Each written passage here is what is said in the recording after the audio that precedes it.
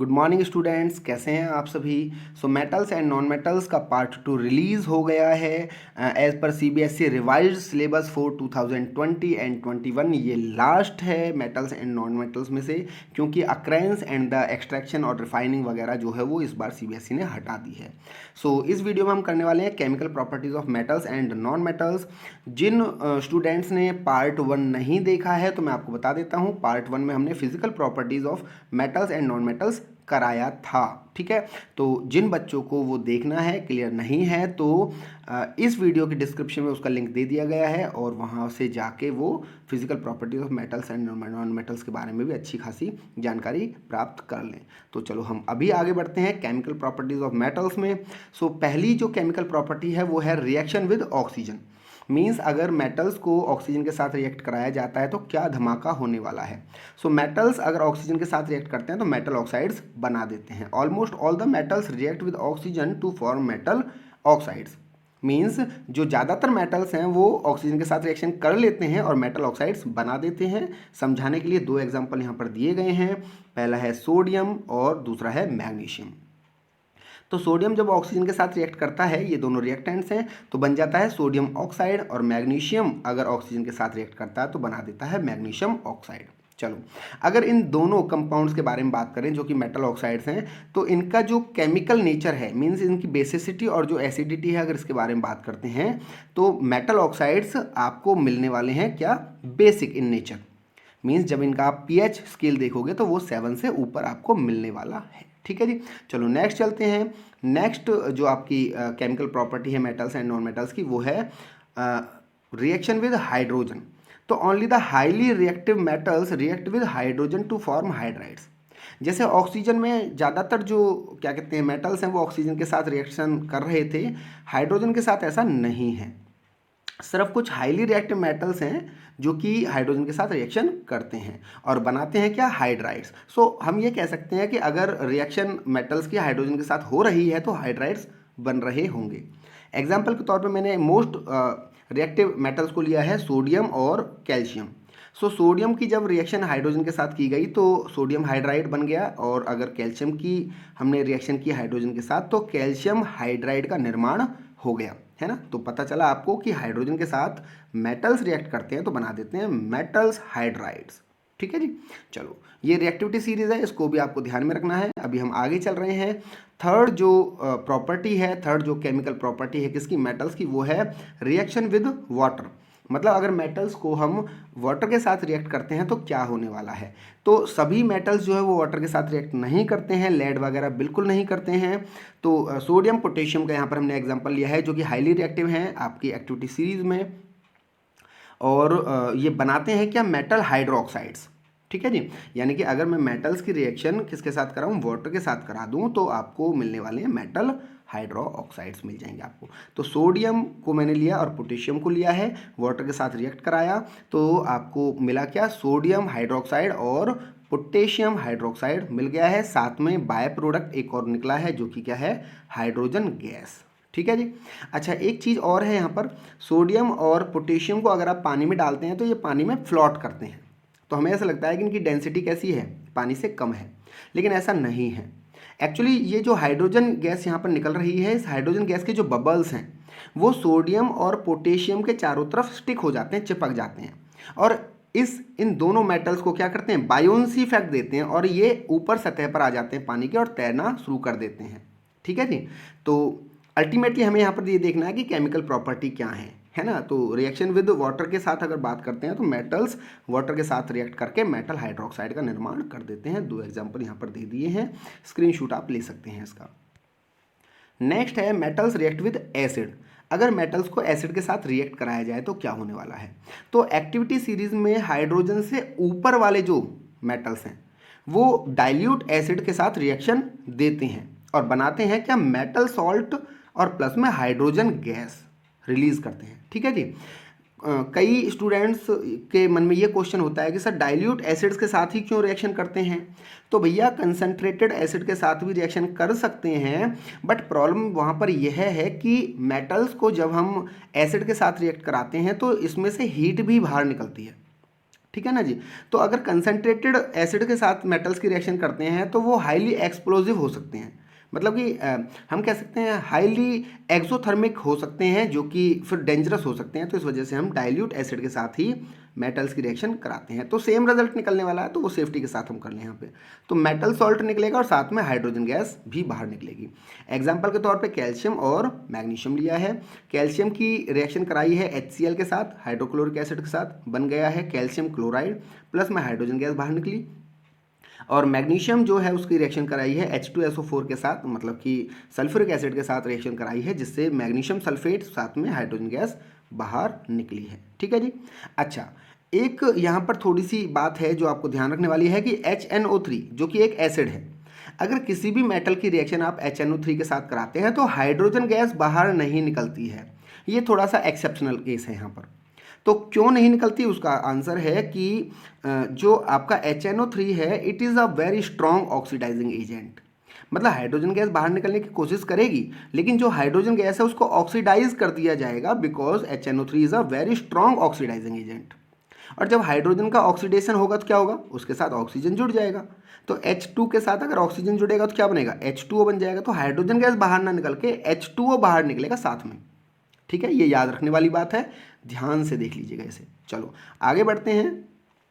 Reaction with non metals, अगर कोई metal non metal के साथ रिएक्शन करे तो क्या होने वाला है, तो भैया बनने वाला है आयनिक कंपाउंड। देखो आपको पता है कि जो मेटल्स हैं उनके पास इलेक्ट्रॉन्स की अच्छी खासी भरमार होती है, एक आध दो एक्स्ट्रा भी होते हैं, और जो नॉन मेटल्स हैं उनके पास हमेशा इलेक्ट्रॉन की कमी रहती है।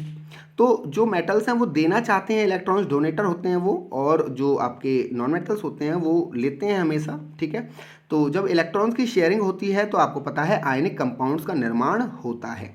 ठीक है, दो एग्जाम्पल यहाँ पर हमने बात की है। सोडियम प्लस में क्लोरीन गैस हमने जोड़ी तो सोडियम क्लोराइड बन गया, जो आपका कॉमन सॉल्ट है। मैंने यहाँ पर आपको दिखा रखा है पिक्चर में कि किस तरह से सोडियम ने क्या किया, अपना जो एक इलेक्ट्रॉन था एक्स्ट्रा वो किसको दे दिया, क्लोरीन को दे दिया, और सोडियम क्लोराइड बना दिया। ठीक है जी, यहाँ पर जो सोडियम है वो प्लस आयन कैरी करेगा और जो क्लोरीन है वो नेगेटिव आयन कैरी करेगा।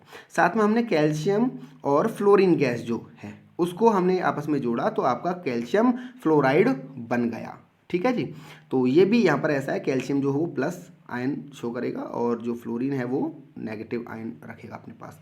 तो आयनिक कंपाउंड्स बन जाते हैं जिस समय पे आपके मेटल्स नॉन मेटल्स के साथ रिएक्ट करते हैं। आई थिंक क्लियर आपको हो गया होगा। नेक्स्ट है reaction with the solution of other metal salts. यहाँ पर देखो कमाल की बात है, आपको एक नई चीज़ रिकॉल होने वाली है। नई नहीं है, पहले भी आप पढ़ चुके हैं, डिस्प्लेसमेंट रिएक्शन। देखिए अगर कोई मेटल, कोई हाईली रिएक्टिव मेटल किसी लो रिएक्टिव मेटल के साथ रिएक्ट करता है, कब, जब लो रिएक्टिव मेटल अपने सॉल्ट सॉल्यूशन में हो, तो हमेशा क्या करता है, हाईली रिएक्टिव मेटल्स डिस्प्लेस कर देता है लेस रिएक्टिव एलिमेंट्स को उसके सॉल्ट सॉल्यूशन से, और इस क्रिया को हम बोलते हैं डिस्प्लेसमेंट रिएक्शन। तो यहाँ पर भी यही है, अगर कोई मेटल रिएक्ट करता है किसी मेटल सॉल्ट के साथ, मेटल सॉल्ट सॉल्यूशन के साथ, तो डिस्प्लेसमेंट रिएक्शन होगी, बट थोड़ा सा कंडीशनल है। अगर आपका जो एक रिएक्टेंट है जो मेटल है अकेला, अगर वो हाईली रिएक्टिव है as compared to the metal present in the salt solution, तो डिस्प्लेसमेंट रिएक्शन हो जाएगी, है ना। तो हम कह सकते हैं कि when metal react with the salt solutions of the metals then displacement reaction take place. लेकिन आपको थोड़ा सा ध्यान रखना है, एक्टिविटी सीरीज को देखकर ही इन रिएक्शंस को प्रोसीड करना है।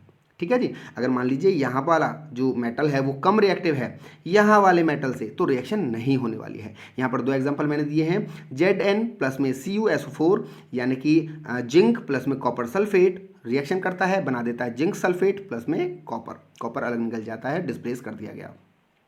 और कॉपर जो है वो रिएक्शन कर रहा है AgNO3 सिल्वर नाइट्रेट के साथ, तो रिजल्ट में मिलने वाला है आपको कॉपर नाइट्रेट प्लस में Ag यानी कि सिल्वर। तो आप यहाँ पर देखेंगे एक्टिविटी सीरीज में, तो जो Cu है वो लेस रिएक्टिव है as compared to Zn, and that is the reason the Cu is displaced by the Zn। ठीक है जी, डिस्प्लेसमेंट रिएक्शन हो गई है। और यहाँ पर सिल्वर जो है it is less reactive as compared to copper, तो जिस वजह से यहाँ पर भी डिस्प्लेसमेंट रिएक्शन प्रोसीड हो गई। अगर ये नहीं होता, उल्टा केस होता, तो डिस्प्लेसमेंट रिएक्शन नहीं होती। मतलब कंडीशनल है ना, तो आप इस कंडीशन को थोड़ा सा ध्यान से देख लीजिएगा। चलो नेक्स्ट करते हैं, एक्वा रीजिया ये स्पेशल केमिकल है स्टूडेंट्स।